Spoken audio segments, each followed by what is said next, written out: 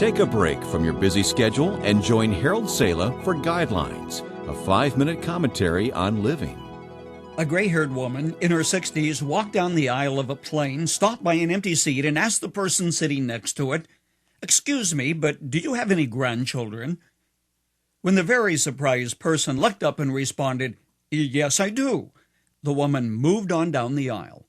Asking the same question, the next person next to the empty seat stammered, "No, but we wish we did."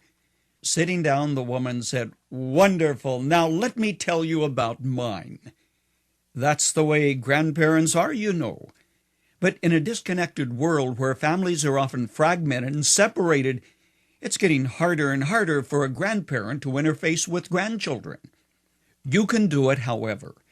In the next 3 minutes, I'll give you 6 ways to impact your children's children. Guideline number 1, make your life a living testimony of the grace of God. For years on my television program, I would ask a final question. How would you like to be remembered after you are gone? Answers were diverse, but there's one thing for sure. You will be remembered one way or the other. My grandfather was stingy and frugal, but grandmother was generous. Her oatmeal cookies and fried chicken were world-class. When I studied in the university, she would write, almost always including a little money that grandfather never knew about. How will you be remembered? Guideline 2, be involved in their lives. Here is a seldom considered scientific fact. Phone lines run both ways.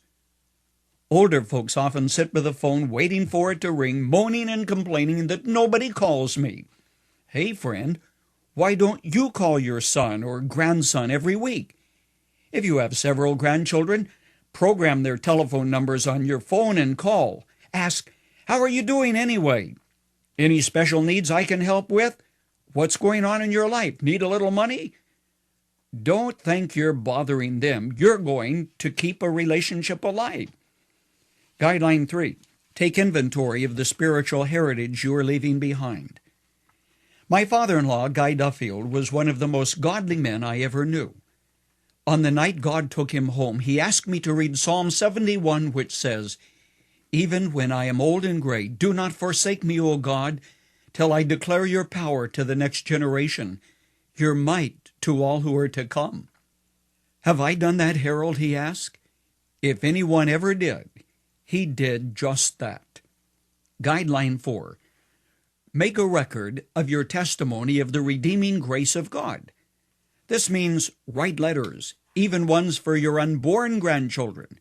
Videotape or record your life story. Tell future generations what God has done. Tell your story. They do want to know. Guideline 5, surround your grandchildren with a fence of prayer. What you cannot do, God can and will. Trust Him. At times, grandchildren ignore your advice, but they cannot escape your prayers. You can make a difference by praying. Guideline 6, set your house in order. What does that mean? Time allows only 2 thoughts. First, make peace with your enemies. Don't carry to your grave bitterness, harsh thoughts, and angry memories. Forgive. Then this final thought. Do your giving while you're living so you're knowing where it's going. Dig a well for a village in Africa. Support an orphan in Russia. Help your church. Establish a foundation. But don't leave your estate to the greedy nephew who calls only to find out how soon the undertaker may come for you.